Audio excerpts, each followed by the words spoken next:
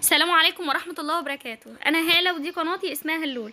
النهاردة إن شاء الله هعمل معاكم فراخ مشوية بتتبيلة أنا متأكدة إن كل مكوناتها عندك في البيت دلوقتي، من غير بقى أي مكونات يعني تعقد الواحد نفسيا أو تحسس إن هو يعني عايز قرض كده عشان يعمل الأكلة دي. لا، عارفة بهارات الشوربة أو يعني عارفة المكونات اللي احنا بنحطها للفراخ وهي بتتسلق، هي نفس المكونات اللي احنا هنعمل بيها التتبيلة دلوقتي. يعني كل مكوناتها عندك، اللي هي مش انتي وانتي بتسلقي الفراخ بتحطي بصلايه وطماطمايه حته فلفل، هي نفس الحاجات دي اللي احنا هنعمل بيها التتبيله. بدل ما تحطيها في الشوربه وفرميها في الخلاط وحطيها على الفراخ بس كده. انا معايا بصلايه كبيره ومعاها كده يعني بصلتين تانيين صغيرين وطماطميتين وقرن فلفل حراق. لو عايزه قرن الفلفل الحراق ده يبقى بارد ماشي، يعني براحتك طبعا. وحطي معاهم مثلا فصين او 3 كده توم لو عندك، بس انا ساعتها بصراحه ما كانش عندي فما حطيتش، لكن هو مهم بصراحه.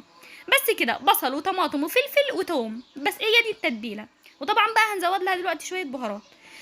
يعني بصي مفيش اسهل من كده بصراحه، من غير بقى اي دبس رمان صويا صوص وغير بقى اسماء كتيره تانية، يعني انا عشان ما بجيبهاش بصراحه فمش فاكره اساميها حتى. بس مفيش بقى اسهل من كده. ومعايا فرخه متقطعه 8 قطع. الفراخ دي يعني لو عايزه تعمليها سليمه زي ما هي عادي براحتك، بس ابقى اعملي فيها فتحات كده من تحت الجلد عشان تشرب من التتبيله وتستوي كمان معاكي. خدت الطماطم والفلفل والبصل، غسلتهم غسله حلوه، قطعتهم كده زي ما انت شايفه، وحطيت عليهم معلقه ملح ودي معلقه كزبره، كزبره ناشفه، على كمون، على فلفل اسود. انا بجيب كل المكونات دي كده حصى، فلفل اسود، كمون، كزبره، حصى زي ما هما كده، وبطحنهم في الكبه مع بعض، وباخد منهم معلقه كبيره احطها بقى على اي اكل، طبعا معلقه نص يعني حسب طبعا الاكله اللي انت بتعمليها محتاجه كميه قد ايه. وزودت دلوقتي نص كوبايه خل، وهاخد بقى الحاجات دي هضربها في الخلاط، وانعمها قوي، يعني على قد ما تقدري خليها ناعمه قوي زي ما انت شايفه كده. وبس هنزل بيها دلوقتي بقى على الفراخ، وهسيب الفراخ في التتبيله دي. يعني لو انت مستعجله قوي يبقى اقل حاجه ساعتين عشان تشرب من التتبيله يعني حلو، والفراخ من جوه يبقى ليها طعم حلو.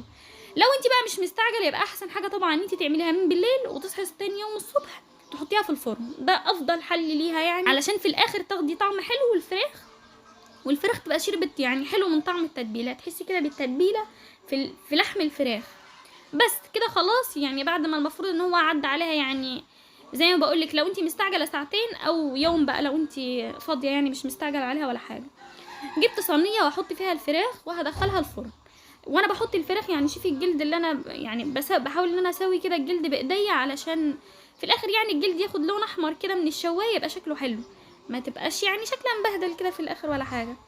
وبس رصيت الفراخ في الصينيه وادخلها بقى الفرن. اول ما بدخلها الفرن بتبقى النار عاليه قوي ومش متغطيه، بدخلها زي ما هي كده مش متغطيه. بعد نص ساعه، هي بتاخد ساعه، بعد نص ساعه بروح جايبه غطا حله كبير كده عندي ولا حاجه، او ورق سلوفان لو عندك، وبتروحي مغطياها بعد اول نص ساعه، وبتروحي مغطياها وبتسيبيها كمان نص ساعه. بعد النص ساعه بتروحي تشيلي الورق السلوفان من عليها وتروحي بص عليها، بتلاقي ان لو يعني طبعا بتاخد لون زي ما انت شايفه كده. وتلاحظي بقى ان الدبوس كده حته عظميه بانت منه يعني، او حطي فيها سكينه كده هتلاحظي ان هي استوت، يعني من شكلها اصلا بيبقى باين ان هي استوت خلاص. وبس، يعني مفيش اسهل من كده، صح والله فعلا مفيش يعني اسهل من كده. اهي دي بقى الوصفه اللي ينطبق عليها فعلا كلمه كل مكوناتها عندك في البيت، يعني مش مجرد كلام بس بتاع يوتيوب وكده، لا فعلا. يعني اظن ان انت دلوقتي اكيد عندك بصل وطماطم وفلفل، دي حاجات يعني طول الوقت بتبقى عندنا. غير بقى اللي هي المكونات التانية دي اللي الواحد فعلا لما بيسمع اسمائها بيحس اصلا ان هو يعني فعلا جاله عقده نفسيه ومش عايز يعمل حاجه خالص، وان هو اصلا بيته ما فيهوش حاجه. بس المهم خلاص بقى رشيت كده رشه بقدونس كده على شكل دايره في الطبق ورصيت فيها الفراخ. نيجي بقى دلوقتي للصينيه اللي اتحرقت من تحت دي، وده طبيعي يعني اللي هي فتافيت التتبيله اللي بتبقى واقعه من الفراخ دي طبعا بتتحرق. انت بقى لو سبتي الصينيه زي ما هي كده وعمل ما اكلته بقى وسبتيها وجيتي تغسلي المواعين يعني هتحرق دمك وانت بتغسليها. فالحل بقى انك انا رحت وهي لسه كده سخنه زي ما هي لسه مطلع الصينيه من الفرن، رحت حاطه فيها كوبايتين من الميه وهركنها بقى خلاص على جنب، عبل بقى ما ناكل ونخلص اكل واقوم اغسل المواعين بعد الاكل تكون الصينيه دي فاشت والحاجات اللي فيها دي ما لزقتش، يعني فكت كده من الصينيه. واغسلها بقى لما اجي اغسلها الاقيها بتتغسل معايا بسهوله خالص، ما تغلبنيش خالص يعني. فما تطنشيش وتسيبيها وتتلخمي في الاكل وتسيبي الصينيه تغلبك بعد كده، لا، هما كوبايتين ميه من الحنفيه عادي وسيبيها عبل ما تاكلي وتروحي تغسليها، هتلاقيها اتغسلت معاكي في ثواني يعني بسهوله خالص. بس كده. شايفين بقى شكل الفراخ عامل ازاي؟ انا والله يعني ما بعرفش اشكر في الحاجه قوي، بس بتهيألي ان باين من شكلها ان هو اصلا يعني يفتح النفس، لو شبعانه تجوعي والله العظيم. طعم الفراخ كده شارب من التتبيله حلو، ليها ريحه كده بتقلب الدنيا وهي بتستوي. فيعني جربيها فعلا والله هتعجبك قوي. ويعني زي ما بقولك يعني مفيش ابسط من كده، يعني كل مكوناتها اكيد عندك دلوقتي في التلاجة.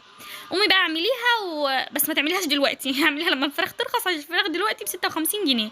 لما انا جبتها كانت ب 49، لان الفيديو ده يعني يبقى له فتره شويه. ففعلا والله انا مش هجيب فراخ دلوقتي الا لما ترخص بقى، وانت كمان لما ترخص هاتيها. بس كده. لو عجبكم بقى الفيديو اعملوا لايك للفيديو، واعملوا اشتراك في القناه، وفعلوا زر الجرس عشان يوصلكم كل الفيديوهات الجديده. واشوفكم بقى على خير ان شاء الله الفيديو الجاي مع اكلات ابسط من كده. سلام عليكم ورحمه الله وبركاته.